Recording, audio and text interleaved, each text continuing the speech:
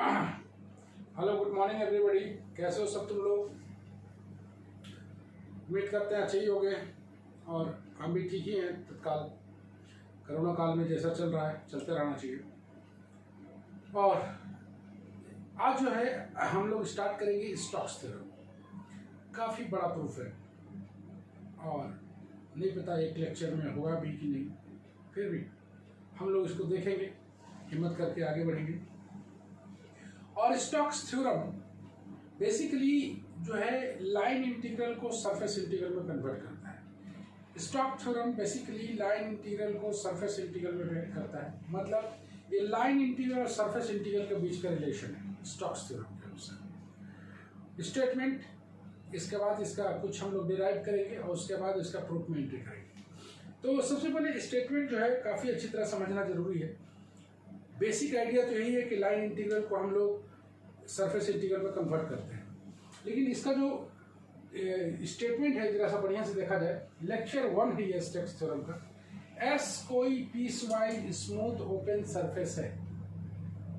S को सबसे पहले सरफेस बोलेंगे हम लोग, उसके बाद हम लोग बोलेंगे कि piecewise smooth open surface है जो कि बाउंडेड है piecewise smooth simple closed curve C से।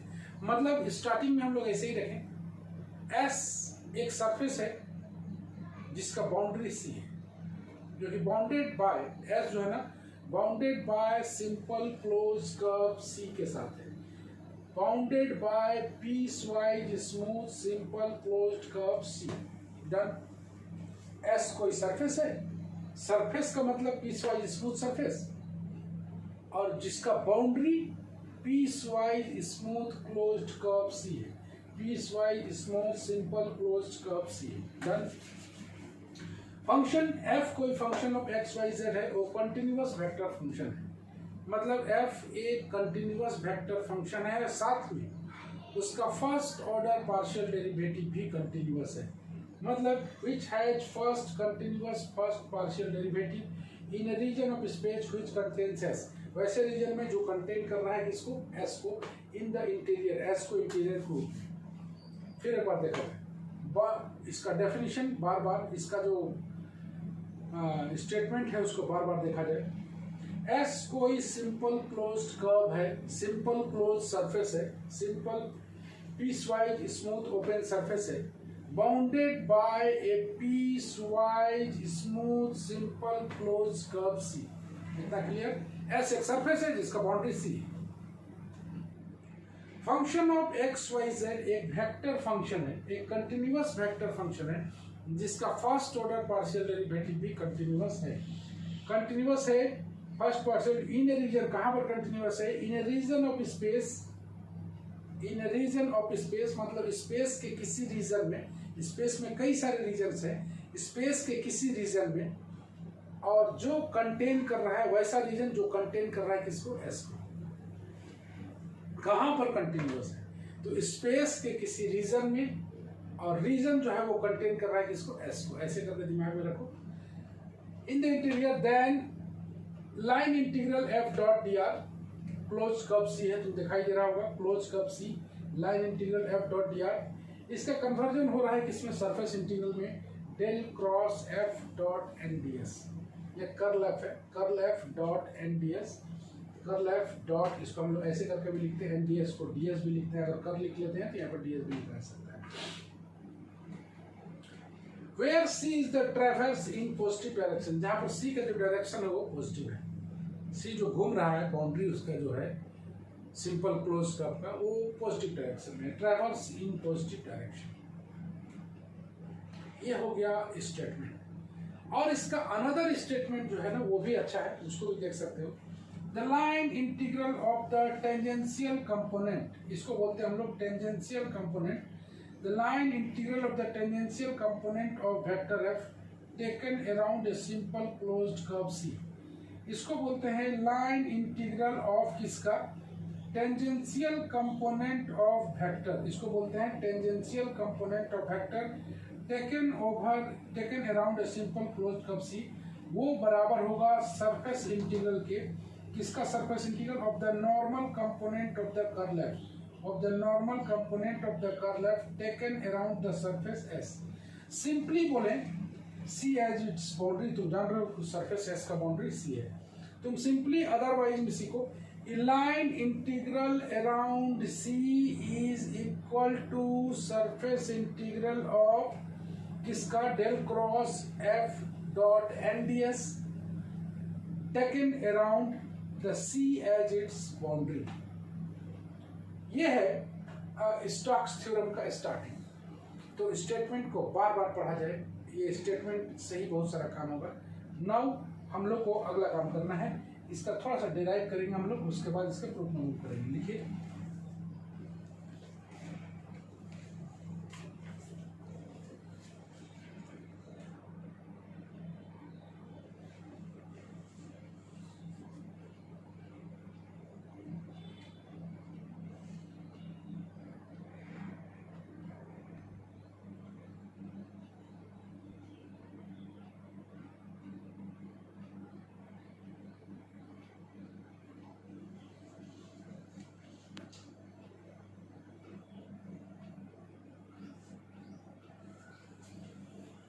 आइए हम लोग जानते हैं इसका कार्टेशियन इक्विवेलेंट, मतलब इसको वेक्टर फॉर्म को हटाना है, और वेक्टर फॉर्म को हटा के किस तरह का फॉर्म आता है उसको हम लोग देखते हैं। वेक्टर फॉर्म को हटाना है, इसी को बोला जाता है Cartesian equivalent of Stokes theorem. Cartesian form में लाना है। कार्टेशियन फॉर्म में लाने के लिए हम लोग सबसे पहले लेट f बराबर मान लेते हैं f1i f2j प्लस f3 के। Let the outward drawn normal, ये जो आउटवर्ड ड्रॉन नॉर्मल n दिखाई दे रहा है वो किसका है? S का जो आउटवर्ड ड्रॉन नॉर्मल है max angle alpha beta gamma with x y and z axis. मतलब ये जो नॉर्मल है ना n, ये जेड एक्सिस के साथ गामा बना रहा है, ये तुम्हें दिखाई दे रहा होगा जेड एक्सिस। और मान लेते हैं इधर हम लोग का वाई एक्सिस है, इस साइड में ऐसे करके दिखाया भी जा सकता है, ये वाई एक्सिस है और इधर एक्स एक्सिस है, ऐसे करके दिखा सकते हैं। तो कोई एक एंगल को हम लोग दिखाते हैं। तो ये जो आउटवर्ड ड्रॉन नॉर्मल है जेड एक्सिस के साथ गामा बना रहा है, मतलब एक्स एक्सिस के साथ अल्फा, वाई एक्सिस के साथ बीटा बनाएगा। तब अगर f के बारे में बात करें हम लोग, f मेरे पास है, तो हम लोग अगर n के बारे में बात करें तो n जो आएगा, n बराबर कितना आ जाएगा? cos alpha i plus cos beta J plus cos gamma के, यही आता है ना। n अगर आउटवर्ड ड्रॉन नॉर्मल है और जेड एक्सिस के साथ गामा बना रहा है, तो ये cos alpha cos beta cos gamma उसका डायरेक्शन कोसाइन हो जाएगा। तब किसी वेक्टर को हम लोग इस फॉर्म में लिखा जा सकता है। Now we have f and now we find, क्या क्या निकालना है हमें जरा सा देख लो। मेरे पास था closed curve f dot D r, और मेरे पास था surface integral del cross f dot N D S. मेरे पास dr भी आ जाएगा, मेरे पास dr है, dr कितना आ जाएगा? dxi dyj dz। मेरे पास f है, मेरे पास dr है, मतलब लाइन इंटीग्रल है। अब हम लोग इसकी तैयारी कर लेते हैं, डेल क्रॉस f निकाल लेते हैं। तो डेल क्रॉस f जो कि आसानी से निकाला जा सकता है, i j k del by del x del by del y del by del z, यहाँ आएगा f1, यहाँ आएगा f2, यहाँ आएगा f3। जरा से इसको हम लोग सॉल्व कर लें। i तो आ जाएगा del f3 by del y minus del f2 by del z plus j, ये हम लोग उलट लेते हैं, del f1 by del z minus del f3 by del x, दिखाई दे रहा है। जे हम लोग उलट लेते हैं, del f3 by del x plus के ले लेते हैं, del f2 by del x minus del f1 by del y, del x del f2 by del x minus del f1 by del y। मेरे पास डेल क्रॉस f है, तो जरा सा हम लोग del cross f dot n भी निकाल लें। Del cross f dot n अगर निकालते हैं तो बहुत बड़ा एक्सप्रेशन है, तो हम लोग सीधे जान जाते हैं। इसको अगर हम लोग इसके साथ डॉट लगाएं तो इतना इंटू कॉस अल्फा आएगा, इतना इंटू कॉस बीटा आएगा, इतना इंटू कॉस गामा आएगा। तब लोग लिख लें del F3 by del Y minus del F2 by del Z into cos alpha, दिखाई दे रहा होगा, इसके साथ I, plus del F1 by del Z del F3 by del X into आ जाएगा कॉस बीटा, और प्लस लास्ट में आ जाएगा del F2 by del X minus del F1 by del Y into आ जाएगा cos gamma. Now we have F dot R, now we have del cross F dot N D S, then ये जो आएगा कितना है F dot D r, F dot D r निकालेंगे, देख लो F डॉट डी आर तो कितना आएगा F1 dx, सीधे लिख देते हैं हम लोग F1 dx, यह आ जाएगा F2 dy, यह आ जाएगा F3 dz, यह आ गया F डॉट डी आर। अब आते हैं सरफेस इंटीग्रल पर, सरफेस इंटीग्रल पर डेल क्रॉस F मेरे पास है del F3 by del Y minus del F2 by del Z into cos alpha, del cross F dot N, मतलब ये वैल्यू हम लोग लिख रहे हैं, plus del F1 by del Z minus del F3 by del X into आ जाएगा cos beta, plus del F2 by del X minus del F1 by del Y into आ जाएगा कॉस गामा, और होल का अगर bracket ले लें हम लोग तो ये आ जाएगा ds। यही मेरा कार्टेशियन फॉर्म है, यही सी को लाएंगे तब हम लोग इसको डायरेक्ट बोल पाएंगे वेक्टर फॉर्म। मतलब F मेरे पास है, N कोई आउटवर्ड ड्रॉन नॉर्मल है, फिगर पर हम लोग बात करेंगे भी, और N कोई आउटवर्ड ड्रॉन नॉर्मल है जो कि Z एक्सिस के साथ गामा डिग्री का एंगल बना रहा है। हम लोग तीनों एंगल को शो नहीं करते, हम लोग कोई एक को ही शो करते हैं, पूरे 3D के दरमियान हमने सीखा है। तो सिमिलरली X एक्सिस के साथ वो अल्फा बनाएगा, वही आउटवर्ड ड्रॉन नॉर्मल N, और Y एक्सिस के साथ बीटा बनाएगा। ये हमने शो किया है, ये देखो Z एक्सिस, ये देखो Y एक्सिस, ये देखो X एक्सिस। तो आउटवर्ड ड्रॉन नॉर्मल जो है ना वो गामा बना रहा है Z एक्सिस के साथ। तो मेरे पास N का वैल्यू मेरे पास मिल जाएगा cos alpha i plus cos beta j plus cos gamma k। N मेरे पास है, dr मेरे पास है, F डॉट F मेरे पास पहले से ही है, F डॉट dr निकाल लिया, कहाँ गया F डॉट dr का वैल्यू डायरेक्ट लिख दिया, F डॉट dr देख लो F1 dx plus F2 dy plus F3 dz आ गया। नाउ सरफेस इंटीग्रल के लिए डेल क्रॉस F निकाला हमने, del cross F dot n निकाला, और डॉट n निकाल के उसका वैल्यू को पुट कर दिया हमने यहाँ, तो ये कार्टेशियन इक्विवेलेंट फॉर्म आया हुआ है। अब हम लोग शुरू करेंगे इसका प्रूफ, लिखा जाए।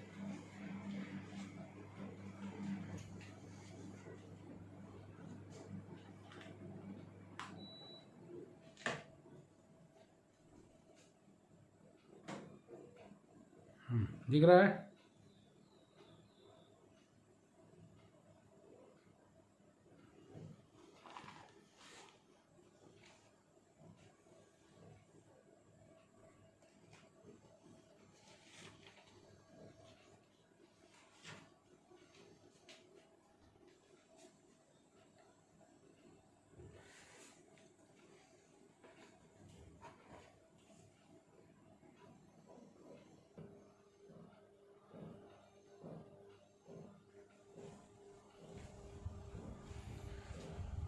चलो अब हम लोग इसका प्रूफ देखते हैं। जैसा कि तुमने प्रूफ में देखा, प्रूफ में देखोगे कि एक सरफेस एस है, फिगर में दिखाई देगा, एक सरफेस एस है, ये वाला पूरा सरफेस जिसका बाउंड्री हमने बताया था कि सी है।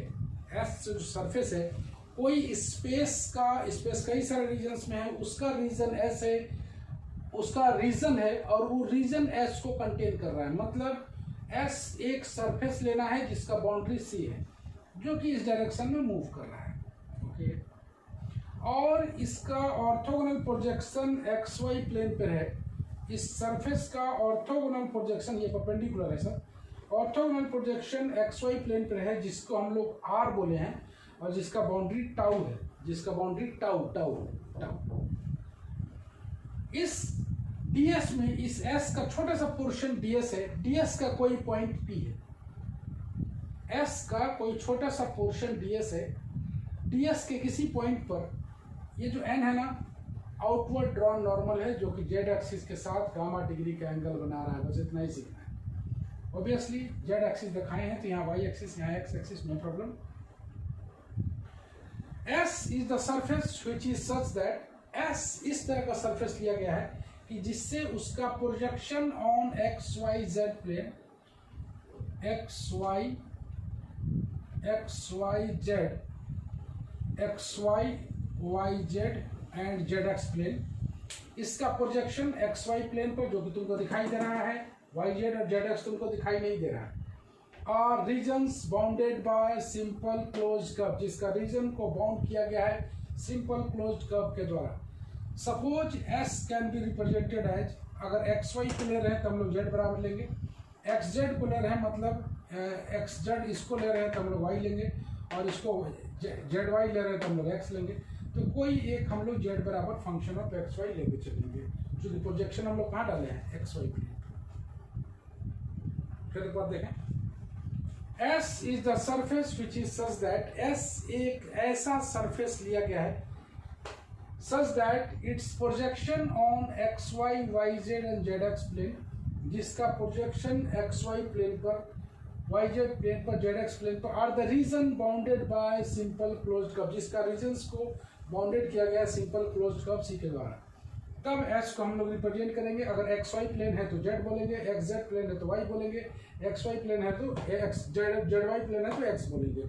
और यहाँ हम लोग चूंकि उसका प्रोजेक्शन लिया है कहाँ पर, एक्स वाई प्लेन पर। ठीक है, पूरी तरह से फिर एक बार समझ लेना, स्पेस है, स्पेस का कोई रीजन है और वो रीजन एस को कंटेन कर रहा है, सरफेस एस को। इस सरफेस एस का छोटा सा पोर्शन को हम लोग लिए ds, इस सरफेस एस का सी जो है ना वो बाउंड्री है, बताया गया है कि सरफेस का बाउंड्री सी है, इसका कोई छोटा सा रीजन ds है, उस पर एक आउटवर्ड ड्रॉन नॉर्मल n है जो कि जेड एक्सिस के साथ गामा बना रहा है, एक्स एक्सिस के साथ अल्फा बना रहा है, वाई एक्सिस के साथ बीटा बना रहा है, और साथ में इसका जो ऑर्थोगोनल प्रोजेक्शन लिया हम लोग आर वो रीजन है जो कि एक्स वाई प्लेन पर है, एक्स वाई प्लेन पर है, और जिसका बाउंड्री टाउ है। Where f g h are continuous functions, consider the integral del cross f1 I ds and dot n ds। मतलब हम लोग ना f1 वाला केस को लेके चलते हैं, f2 वाला और f3 वाला सिमिलरली लिखेंगे, del cross f1 I dot n ds, del cross f1i dot n ds। चलो डेल क्रॉस f1i निकाल लेते हैं, तो डेल क्रॉस f1i निकालना बेहद आसान है, i j के del by del x, del by del by del by z, f1i है तो रेस्ट पार्ट जीरो हो जाएगा, इसको सॉल्व करेंगे ये आएगा, नो प्रॉब्लम।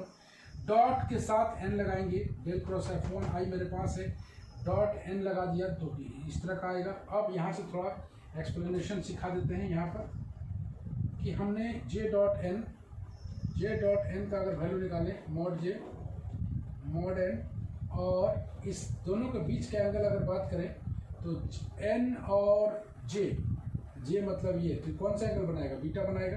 यहाँ से देखो ये वाला बीटा बनेगा, ये वाला है ना, तो यहाँ पर हम लोग लिख देते हैं cos बीटा, चूँकि ये यूनिट वेक्टर है तो इसका वैल्यू 1 इंटू cos बीटा।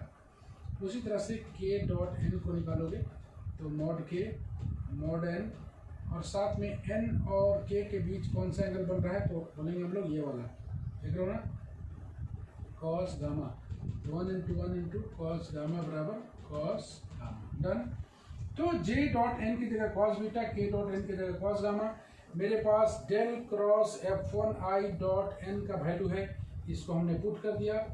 तब अब हमें प्रूफ करने की ज़रूरत है, del f1 cos beta by del z, del f1 by cos gamma into ds बराबर, अब हमें प्रूफ करने की जरूरत है f1 ds, किसका, इसका f1 dx इतना को हम लोग प्रूफ कर देंगे।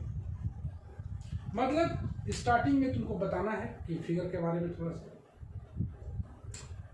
उसके बाद del cross f1 surface integral का वैल्यू निकाल हम लोग, डेल क्रॉस f1i एक निकाल लेंगे तो सिमिलरली हम लोग लिख पाएंगे del cross f2j dot n ds, फिर लिख पाएंगे del cross f3k dot n ds। तो डेल क्रॉस F1i का वैल्यू बहुत निकालने नहीं जाएगा। डेल क्रॉस F1i मेरे पास है, मेरे पास n भी है, तो हम लोग इसका डॉट निकाल लिए और j डॉट n की जगह कॉस बीटा प्रूफ कर दिया है। कॉस बीटा ले आए, कैसे लाए वो सामने है। ओके, डन है। बड़ा थ्योरम है, थोड़ा सा हम लोग दूसरे स्टाइल में कर रहे हैं।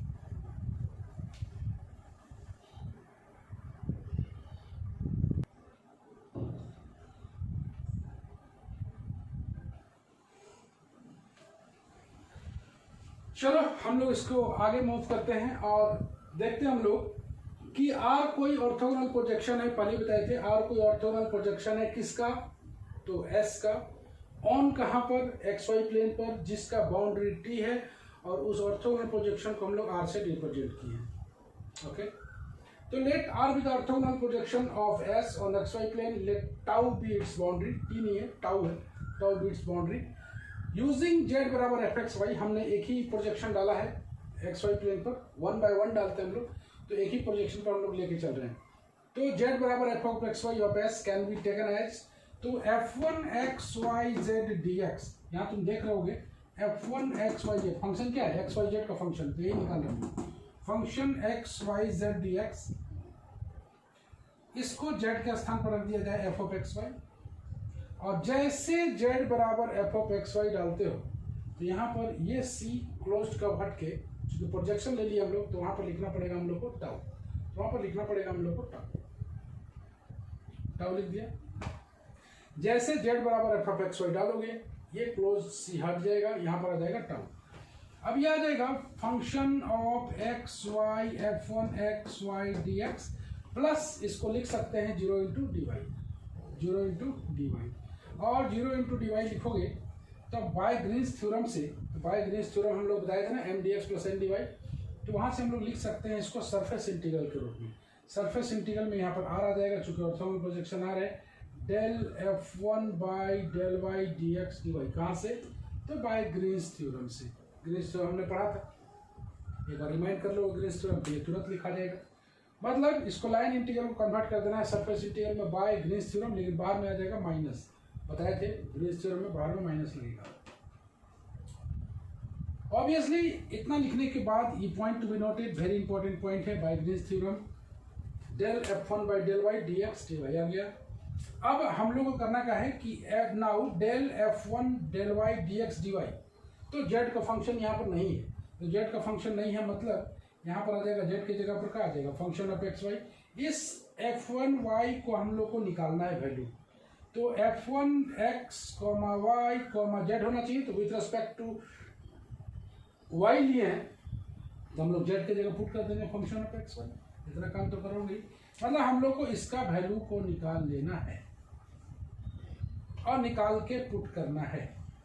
इसको अगर हम लोग ब्रेक करें टोटल डिफरेंशियल में, तो del F1 x Y z d y, यहाँ पर हम लोग वापस z में आ जाए, z is a dependent variable, x Y z with respect to y, और जब इसको करेंगे F1 एक्स वाई जेड को विथ रेस्पेक्ट टू z, तो यहाँ पर डेल Fy डेल y लिखना पड़ेगा।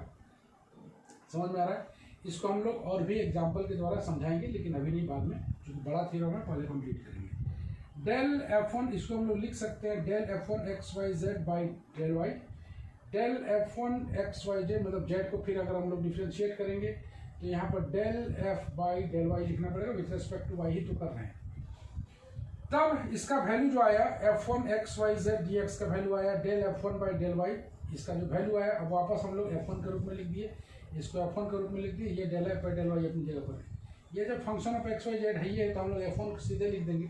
F1 मतलब ये पॉइंट को तुम लोग को अच्छी तरह से सीखना है, del F1 by del Z del F by del Y D x D y, मतलब ये अपनी जगह पर, इसका वैल्यू को हमने रख दिया है यहाँ पर, इसको इक्वेशन नंबर 1 माना। नाउ ये हो गया एक पार्ट और। नाउ द इक्वेशन z बराबर f x y of the surface S, z बराबर function of x y of the surface S can be written as phi x Y z, मतलब इसको एक तरफ ला के, चूंकि पार्शियल डेरिवेटिव निकालते हैं तो हम लोग क्या करते हैं, सबको एक तरफ ले आते हैं, तो z minus function of x y को हमने फाई एक्स वाई जेड माना और इतना बराबर 0 एक फंक्शन बनाया। और अब निकालेंगे हम लोग ग्रेड फाई, तो ग्रेड फाई निकालोगे तो डेल फाई इसको मिटा दिया जाए।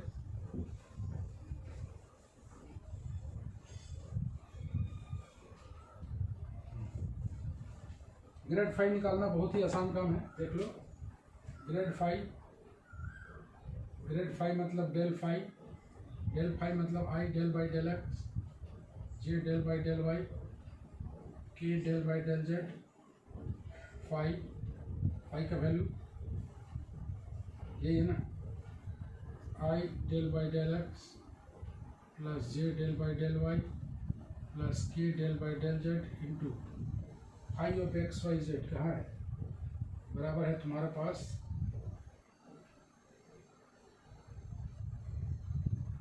Z minus F x Y, Z minus F x Y, ये ना है। अब इसको अंदर ले जाओगे, अंदर ले जाके जब ब्रेक करेंगे हम लोग, I del by del X of Z minus function of x Y ऐसे plus J del by del Y of Z minus function of x Y ऐसे करके ब्रेक करोगे, plus K del by del Z of Z minus function of x Y ऐसे करोगे। तो उसके बाद जो आएगा, ये तुम देख रहे हो माइनस है तो जेड तो खत्म हो जाएगा, minus I del F by del X, देख लो minus I del F by del X, और आ जाएगा इसी तरह से इसको भी करोगे minus J del F by del Y आ गया, और के साथ इसका वैल्यू कितना हो जाएगा, ये तो 1 हो गया, इधर खत्म हो जाएगा 0, तो ये हो गया प्लस के। इस तरह से हम लोग ग्रेड फाई निकालते हैं और लेट कर लेते हैं ऐड, यहाँ पर हम लिखे थे लेट मॉड ग्रेड फाई बराबर कितना मान लिया ए, बहुत ज़रूरत नहीं है सर इसीलिए ए मान लिया गया, इधर मिटा दें हम लोग।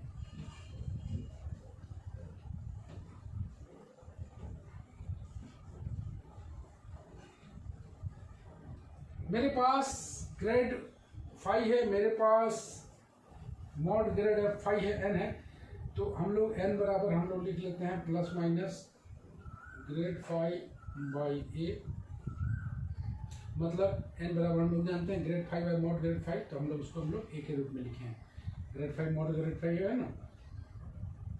तब but the component of both n and grade phi in positive direction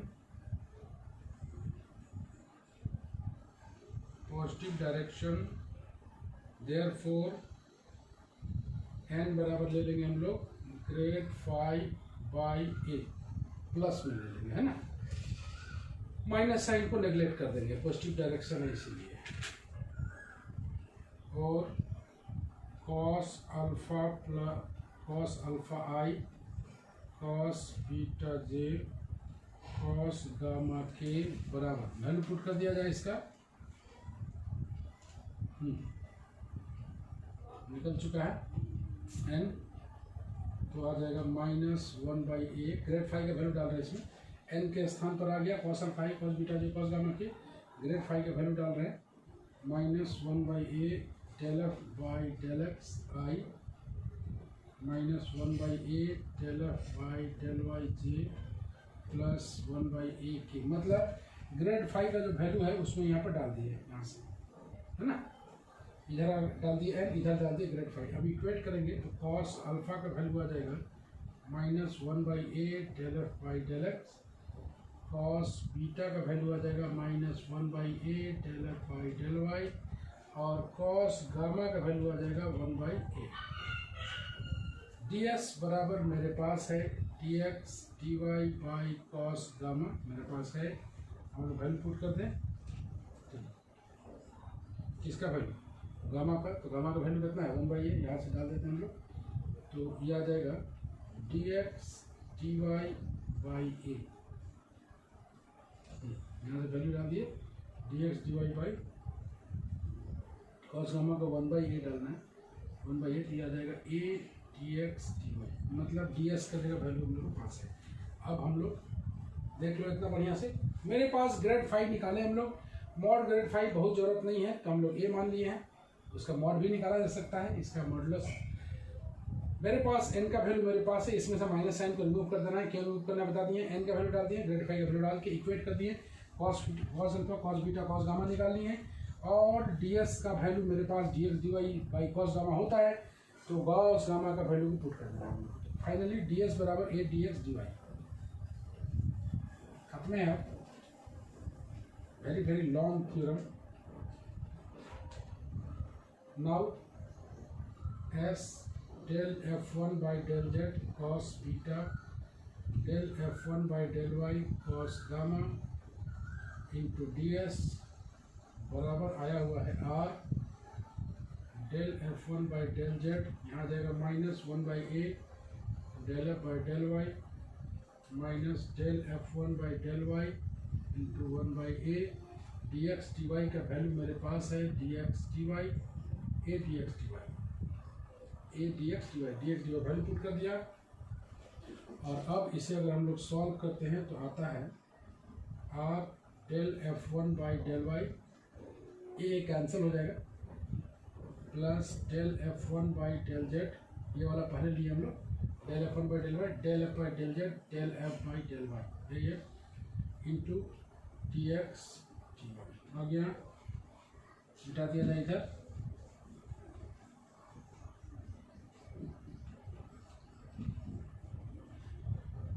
तब आ गया। इसको हम लोग 2 बोलते हैं, from 1 and 2, from 1 and 2 closed cup C, यहाँ पर f1 dx का वैल्यू आया हुआ है s del f1 by del z cos beta del f1 by del y cos gamma into ds, इतना आ गया है। मतलब इसको लिखा जा सकता है s del cross f1i dot N D S आ गया। सिमिलरली बस करते हैं,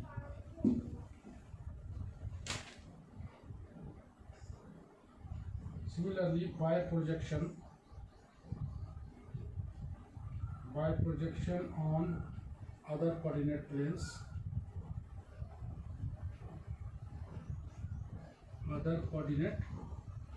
planes, closed cup C f2 dy का वैल्यू निकालते तो del cross f2j dot N D S आता, and closed cup C f3 dz बराबर आता closed cup s del cross f3 k dot N D S, इतना आ जाता है। हाँ, सबको अगर जोड़ दें हम लोग, इसको 3 नंबर, इसको 4 नंबर और इसको 5 नंबर, अगर हम लोग ऐड करें, एडिंग 3, 4 एंड 5, 3, 4 और 5 को अगर ऐड करते हैं हम लोग तो मेरे पास आ जाता है C f1 dx plus f2 dy f3 dz बराबर surface integral S del cross f1i f2j f3k dot N D S. Finally बोले, फाइनली लास्ट में लिख लेते हैं, फाइनली बोलना है कि closed curve C F dot D R बराबर S del cross F dot N D S. मतलब यहीं पर स्टोक्स थ्योरम हम लोग खत्म होता है। तो हम लोग इतना वैल्यू निकाले, हम लोग को वैल्यू पुट कर दिए, हम लोग cos beta cos gamma value ये सब ले आए, d x t y d उसका वैल्यू पुट कर दिए डी एस का, और इसको अगर मल्टीप्लाई करेंगे तो ऐसा आएगा। मतलब अगर हम लोग बात करें इसका वैल्यू ही तो f1 dx था, इसका ही वैल्यू तो f1 dx था, f1 dx का वैल्यू इतना आया, और इतना बराबर कितना आ गया ये वाला, इसको हम लोग बोल पाएंगे del cross f1i dot N D S. Similarly projection on other coordinate planes को अगर ड्रॉ करें हम लोग तो f2 dy, इधर कोई दम नहीं है, इधर तो खाली लिखना है,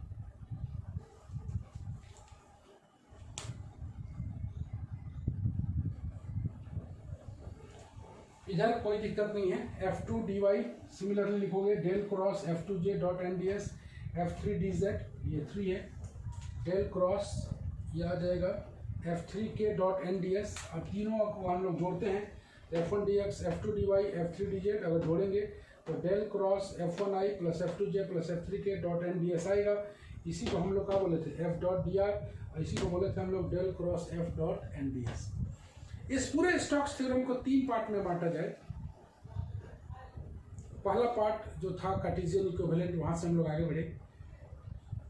जहां तक हम लोग फाई को डिटरमाइन किए हैं, ग्रेड फाई निकाले, मॉड ग्रेड फाई को ए माने, एन निकाले, उसका वैल्यू डेरिवेटिव निकाल के, ये हो गया सेकंड पार्ट। और थर्ड पार्ट में हम लोग वैल्यू को पुट करना है।